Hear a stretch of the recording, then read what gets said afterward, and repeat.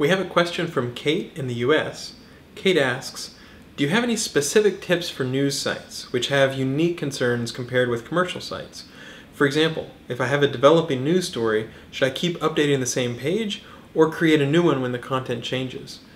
Great question. I think, for example, on that particular one, if it were me, I would tend to have one page because that's where all the page rank can accumulate. People don't get confused. Sometimes you even see people doing multiple stories over several days and they don't link those stories together so that from one story you can get to the other story. And so you sort of lose a few people through the cracks that way. So Marissa Meyer in the past has talked about having living topics or topic pages that are really like exhaustive entries about a specific area or type of breaking news. And so you can see something like Wikipedia is another example where they have one page that just gets richer and more developed.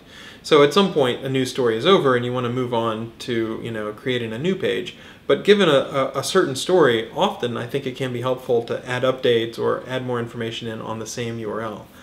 There's a lot of other stuff you can think about. Do read Google News documentation. There's some meta tags and other tags that they have available that aren't available to other people or that Google News treats specially.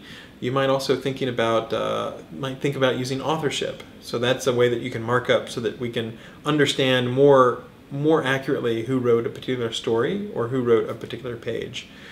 There's a lot of stuff there. If you're a news site, I would do a little bit of research along those lines as well.